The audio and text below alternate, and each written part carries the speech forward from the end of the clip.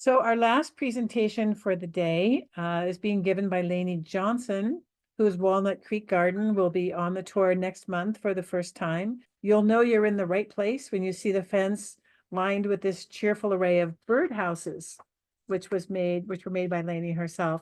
So let's go right then. I'll turn it over to you, Lainie. Thank you so much.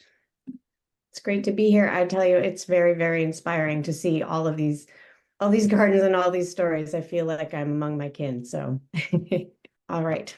So I wanted to talk today about tips for bringing wildlife into your garden, and I think that there's a couple of people that summarize it really well, but I like this particular list of five.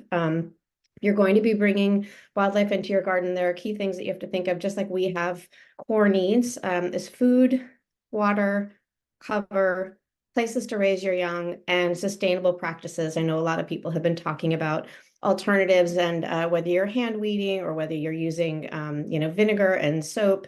I think it's critical to think about the cyclical nature of nature and just how many things are affected, the ripple effects. So it's definitely a choice with your time and what you have available. But having natives, thinking about multi-season bloom, and working on integrated pest management, knowing that the aphids may be on your plants, but something is going to eat them. At least I take comfort in that. It's good to know that it is a cycle and there is something that will come and get whatever is ailing you. All right, so the next thing I want to talk about is laying a foundation. I started with really nothing in this yard. We had, except weeds. There was no irrigation. We had a couple of really large oaks, which I was incredibly thankful for. But by and large, there was really nothing planted here. So in one area where I ultimately planted an orchard, I laid straw everywhere just because I needed to have something that I could carry that was cheap and that would knock the weeds down. I don't know if anybody's ever done straw bale gardens, but they really do a great job also of holding down moisture, and worms seem to thrive in it. So that helped me at least get a head start for landscaping and creating some soil that wasn't completely dried out and just obliterated by weeds. And then for my native garden, I brought in a little bit of topsoil only to cover the sheet mulching that we did. We did a lawn conversion because the people before us had a lawn there, and then brought in some bark. I usually have wood chips brought in for free, and I find that to be really, really helpful as well. So a couple of different options, but just thinking about how you can get your soil head start if you are dealing from starting from scratch. And then as you're thinking about what to plant, there's lots of options, obviously. Again, it's come down to choice. You can hire a designer, you can map it out on paper. I found myself doing a little bit of both. I consulted designers, I tried to draw a sketch. I don't have artistic skills, so I ended up playing chess and checkers with my plants, moving things around, trying to see, did what I draw really translate to the space I have? What's it going to look like in summer? What's it going to look like in winter? Am I going to have nice views? I think Japanese gardens do a wonderful job of surprising people, if you will. Like you come around a corner and you see something that was not visible because there was a shrub or there was a structure that was in the way. So I tried to think about that too. And something else you might notice in this photo are the gopher protection. We also have gophers and voles. And I have learned the hard way that it is much better, at least in my opinion, to cage everything underground than to hope that a gopher is going to be full with all the other things that are around it. I just find it much less demoralizing to lose a plant and have to start over, because the natives do take some time to get established. So if you can protect those roots, I just find that I'm a little bit happier in the long run. And then think about the sleep, creep, leap. I don't mind if my plants are touching. I don't lean into the very manicured look. And so a lot of people thought, oh, it's kind of crowded. I kind of like the crazy altogether look. So, and plus, you're going to lose a few plants here and there. So if you lose a few and they're crowded in, yeah, it didn't really bother me when it was all said and done. We get into water-wise choices. There are a lot of opinions about overhead sprinklers, strip systems, netafilm. I've seen the conversations over time. I think the biggest takeaways I had were to group plants by their water needs. so that if you do need to water certain plants in summer to get them established, or if you need to water some more than others, that's baked into your design.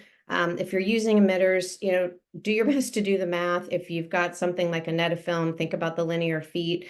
There are a lot of people that can help with that, but especially in clay soils, the water can really, really clog the roots. And in years of drought, things can really dry out and really need the water that they are spec'd out to have. So it's really nice if you can think about, once things are buried or under mulch, what did I put there? What do I have there? And if I turn this on for an hour, how much water is this plant going to get? Am I going to overload it, or is it going to just, get exactly what it needs? We also have a prevailing wind that comes through our yard pretty consistently. And I was really surprised how much the plants lose moisture just from that wind exposure.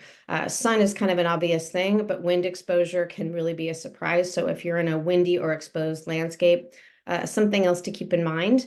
And then something I really hadn't thought of, but was thankfully thought up by my husband, is to plumb for a recirculating fountain or your water features while you're laying the irrigation for your yard. It will save you a ton of time and a lot of ache if you can get that hardwired in. It makes it easy to refill. And I have found the recirculating fountains do a tremendous job of attracting wildlife. And they also benefit from not having mosquitoes, because that water is always moving. And you don't have to worry about the eggs hatching. And in my yard, I have a lot of deer out around the property. And then I also have a lot of weeds. We have oxalis, we have thistle, all the things that a lot of people have been mentioning across the day. These are, in my mind, the rock stars of the native plant world. Oaks just support so many different animals, so many different bird species, butterfly species. They really do a tremendous amount in terms of doing the heavy lifting for supporting native wildlife. Ceanothus also, they're incredibly beautiful. For the large part, I find them to be pretty hardy. Many of them grow really quickly. They're evergreen, so they just provide a lot of really nice cover, especially in the winter. Salvias and buckwheats. Salvias are great if you have deer. I have a section of my yard that is not fenced at all. The majority of it is not fenced, and the deer come through and they don't browse the salvia. The butterflies love the flowers. The only damage the salvia take is the occasional buck, sharpening his horns or making a statement in my yard. That's about it. And the coyote bush is legitimately deer proof. It's also supposed to be fire resistant. It's incredibly drought tolerant. And I brought some home from a nursery, and within maybe an hour, there were already native bees buzzing around it. So cannot say enough about coyote bush. And then wildflowers that are both pretty and pretty tough are penstemon, lupins, and this California aster that has just exploded in my yard is in direct sun and just takes all kinds of beating from nature, and it just keeps on flowering. It keeps on spreading.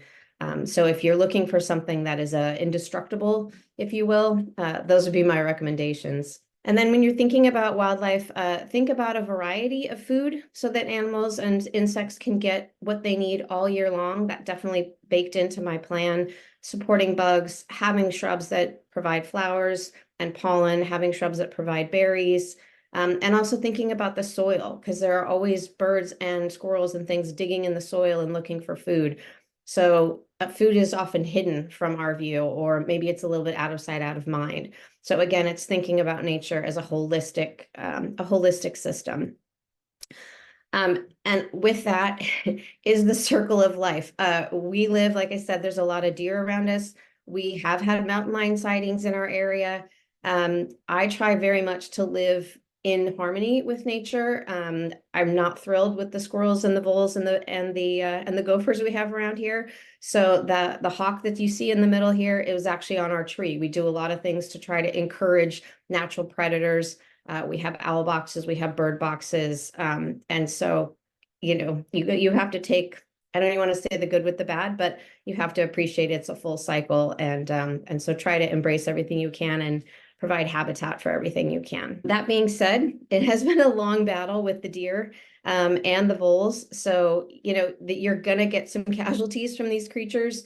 All I can recommend are those gopher baskets. That's really all that I've been able to have success with. I've tried different, trapping or discouraging mechanisms. I've tried the sonic blasts, a lot of things. Throwing spices on the ground, you name it. I have tried it. And really all that works is not letting them get to your roots. And the deer, I have decided that some areas will be fenced so that I can have a wider variety of plants that the birds and the butterflies and the insects can benefit from. And the rest of the yard is open to the deer, and they can, peruse and browse, and it's not a big deal. And they can still move through the property, get from point A to point B. I'm not obstructing their flow, but I can still have a nice variety of plants and feel good about the yard I have. So in summary, we've all heard the phrase, if you build it, they will come. They really will. I took this picture to illustrate that nature really isn't super fussy. I try to build my birdhouses to spec based on Audubon, but I have had, this is a Western screech owl in a barn owl box. We at one point had a great horned owl trying to fit its little face in there. We've had barn owls in barn owl boxes when we lived in Pleasant Hill, and I've got nest boxes everywhere. A lot of the woodpeckers will drill through the holes of the bluebird houses and nest in them or roost in them at night for shelter. So it's just a matter of providing a variety and a habitat, and they will come. This is a fawn wandering through a previous area that we had. It was lawn there. We've since replaced it. And then I just wanted to share this other image.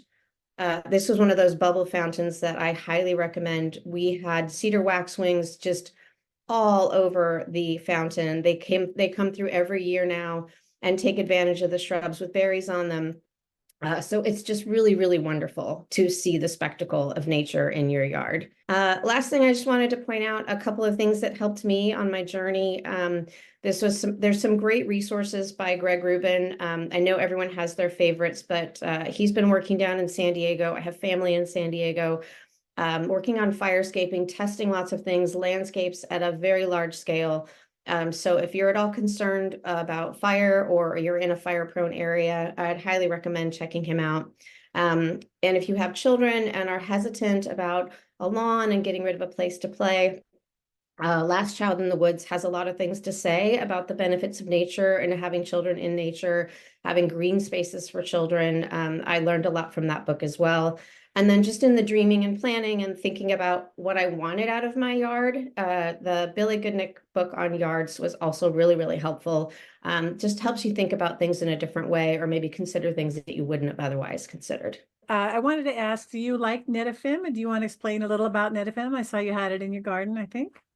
Yeah. So that was required as part of the East Bay Mud Project. They list out and have a lot of really great resources for you for how to plan things out, what to use, where to get things. So Netafim will come in a strip like a long drip hose, and it has not emitters, but little holes right at certain equitable distances, and they're rated for different gallons per hour. So you can go to an irrigation system and or an irrigation store and buy it, and they'll usually spec out if you have so many yards or so many square feet of property that this is the rating that you want on your Netafim. You put it underneath the mulch, and you can turn it on, and it does a really nice job of getting the entire area wet instead of just little spots where your plants are. And I think it does help the complete underground structure of your yard to get that moisture, helps the roots spread deep as well as wide, and encourages the underground worms and bugs and all the little microscopic things that are growing down there. Yeah, we have Netafim as well. I like it a lot. It's sturdier than those black plastic tubes, like the spaghetti tubes. You can still cut through it, but it's harder to cut through it.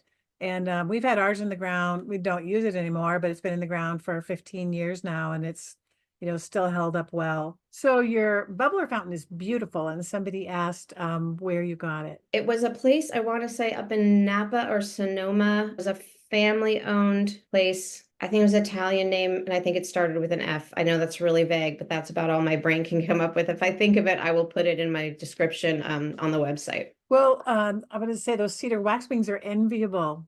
I've never seen such a large flock. I've seen littler ones at my house, but that was fantastic. They're really, really wonderful. Yeah. And every single bird, I have a couple of different bird baths, and every single bird flocks to that bubbler fountain. I've had acorn woodpeckers clicking to the side. We've got hummingbirds that literally come 3 or 4 times a day and dip in it.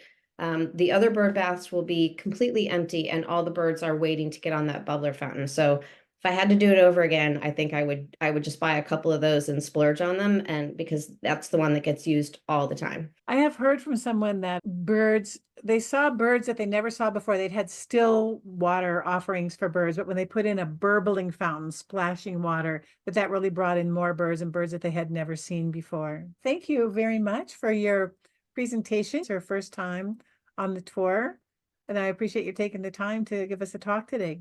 Absolutely. Happy to be here. Thank you so much for putting this all together. You're welcome. If you are in the South, the Alameda County Water District offers a rebate of $2 a square foot of lawn removed and replaced with water efficient landscaping, up to $3,000 for single family residential customers. Alameda County Water District customers must live in Fremont, Newark, or Union City to be eligible, and landscapes must have low water use plants covering at least 50% of the converted area, cap or remove sprinklers, and the projects must be pre-approved. You can save water and money and support local fauna and pollinators by installing California native plants. You can learn more and apply at acwd.org/rebates. And this beautiful garden is a tour garden that was on the tour last year. It's Joel's Garden in Fremont. Residential customers who purchase and install a WaterSense labeled weather-based irrigation controller can receive an $82 rebate. These controllers use local weather information to tailor irrigation schedules so that you only irrigate your landscape when it's needed. WaterSense certified controllers use 20% less water, save energy, and perform as well or better than other conventional controller models. You can learn more about them or about discounts on Rockio 3 smart sprinkler controllers at acwd.org/rebates. I'd like to close by thanking the major funders of the tour for their continued support of this program, and this year's new major funders, which I really appreciate their help, and then all of the sponsors that allow us to make this tour possible. Thank you very much for being with us today.